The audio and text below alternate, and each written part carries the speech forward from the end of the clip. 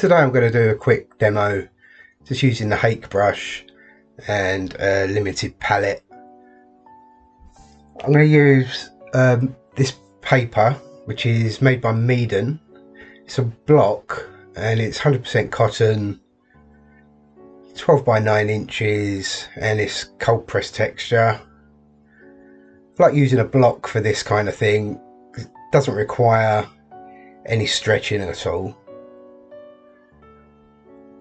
It's gummed around the outside, so it just holds the paper in place and stops it buckling too much basically when you wet it. It's very nice paper. It's quite budget friendly, but it works really well. I use their porcelain palette as well. That's made by Meeden too. That's perfect for what I need it for. I'm going to use some ultramarine, burnt sienna and raw sienna. I may use some Payne's grey. Probably not though. I can pretty much get as dark as I need with ultramarine and burnt sienna, so I'll probably just use those. And I'm going to start by wetting the paper all over. It's just with some clean water. I'm going to get it quite wet because I want everything to blend together and move around. It's quite nice working in this way using a limited palette. I like to think of ultramarine, burnt sienna and raw sienna as kind of like a modified primary palette really. So you've got a blue, a red and a yellow, with the burnt sienna taking the place of the red. I mean, you can't really get sort of purples or anything like that, but for landscape painting it's perfectly adequate.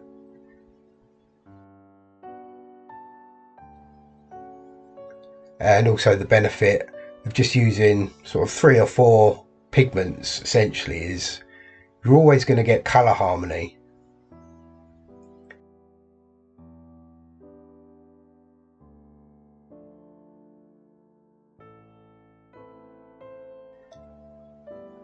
So I've just started by putting some ultramarine down and then putting that in at the bottom as well.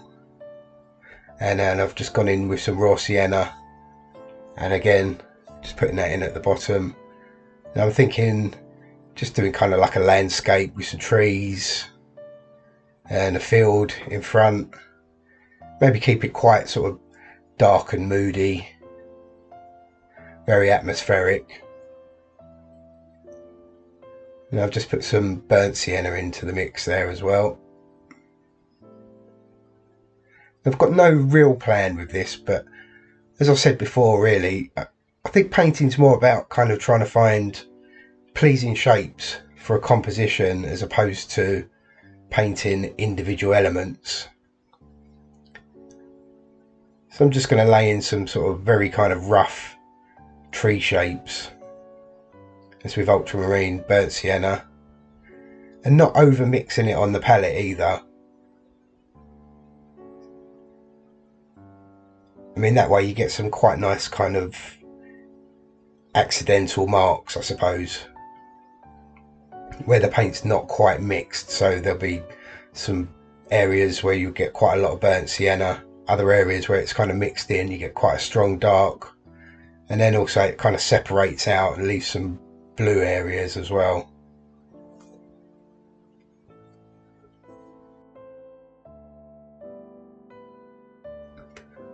I kind of mix that out quite strong dark, and just lay that in over the top. I mean, the whole time allowing it all to sort of move about and find its own place on the paper. And then just introduce some of that into the land area as well.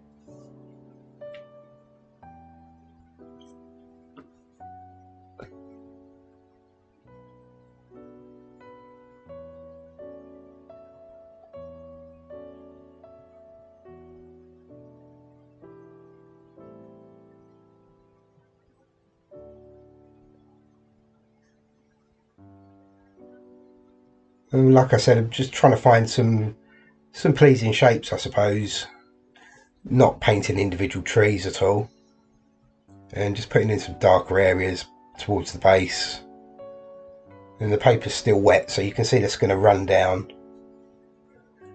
But I like to just allow that to kind of go wherever it wants. And then you've always got the option, once it's dry, to come back in and strengthen areas or redefine areas. So I'm just going to add a few cloud shapes into the sky while the paper's still wet. That should soften nicely. And I think I'll just grab a piece of paper towel and just kind of roll that up into a ball. I'm just going to lift out a few areas to leave some white of the paper behind. So maybe the light's coming from behind that tree, and also just some very kind of rough cloud shapes. So I don't want to lift out kind of like cotton wool ball shaped clouds at all, keeping it all kind of loose. I mean, with kind of almost like a semi-abstract feel, really, I suppose.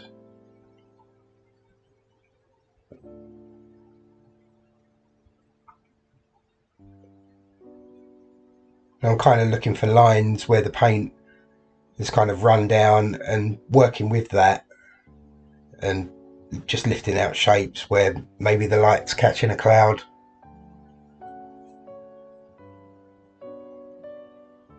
And I'll do the same down in the land area as well. Again, maybe the light's kind of catching some grass or something like that.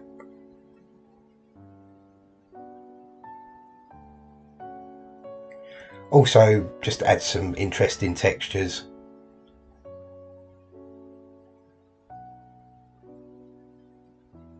And I just mop up that bead that's formed along the bottom of the paper there as well, so I don't get any run backs.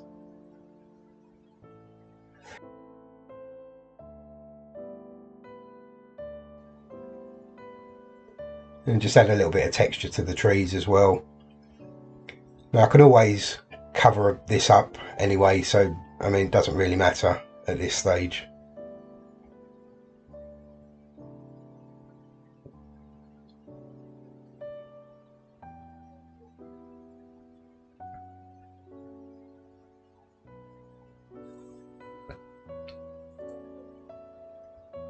And I like the way this is progressing. I mean, it could almost be a lake or a river below the trees there.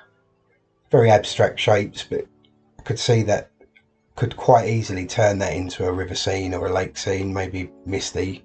But I'll stick with my original plan, which was to just kind of like do like a park scene or maybe somewhere like that. I'm not sure exactly, to be honest, but I'll keep it as land anyway. Okay, mixing up some very sort of thick paint now, not too much water in it at all, and ultramarine, burnt sienna again to get very kind of rich, juicy dark. And the paper is still kind of damp, but it's dry enough so the paint's not going to diffuse too much now, so I should get a few kind of hard edges, some defined areas.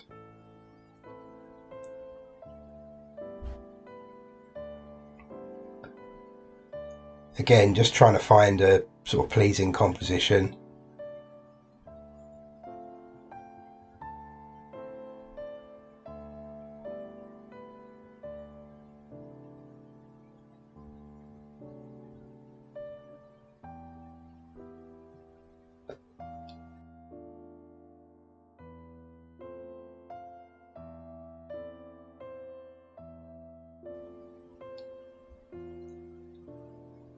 So maybe there's some texture on the ground in the foreground there. It's kind of getting the look that maybe it's been raining, maybe there's just some wet left on the ground, or could even be maybe melted snow, something like that.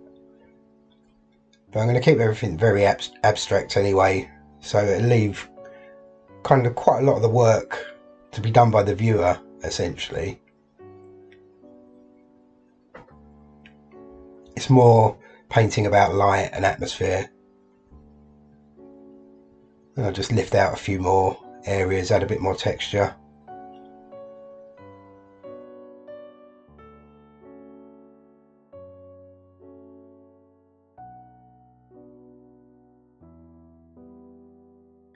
Okay, I think that's the first wash done, so I'll dry that.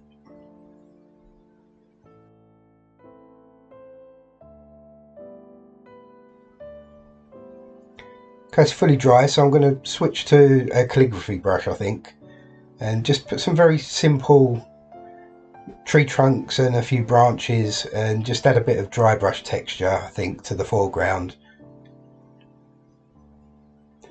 So back into that dark again, which is just burnt sienna ultramarine.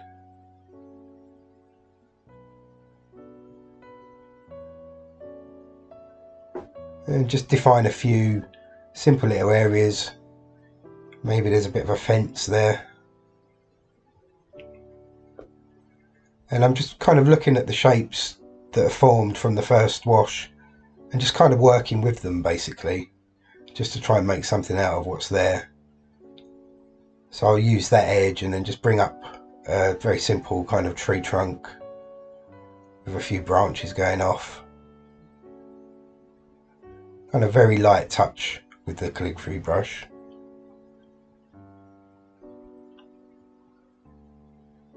Don't want to overdo it at this stage, just keep it very simple, but it's just a few basic little marks essentially, just to give everything a little bit of form. I don't want it to be too abstract.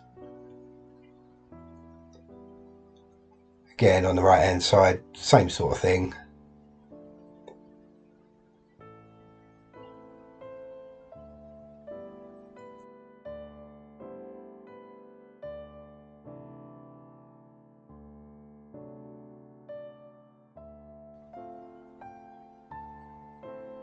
Just keeping everything very simple.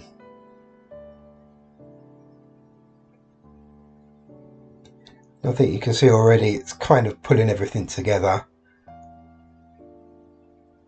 And so I'll just add some dry brush just across the land there. And we make them slightly directional as well, so it pulls you in, gives a sense of some distance and a bit of perspective.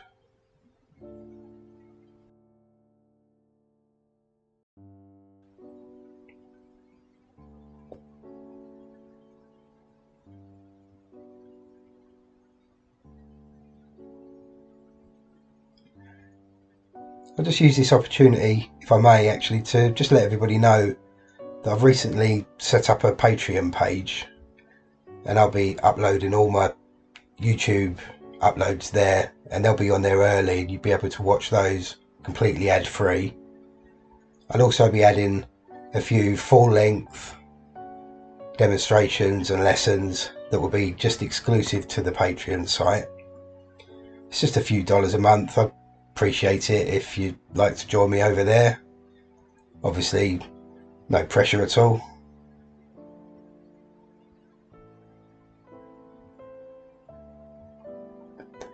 Okay, with that, I think that's the painting finished. Well, there you go, that's the painting fully dry now, and it's just the three colours I used: ultramarine, burnt sienna and raw sienna. It's quite a powerful tool really to use a limited palette like that. It's kind of almost no matter what you do, you'll always get a certain amount of colour harmony. And using ultramarine burnt sienna, you can get as dark as you need to go, and obviously beautiful light from the raw sienna.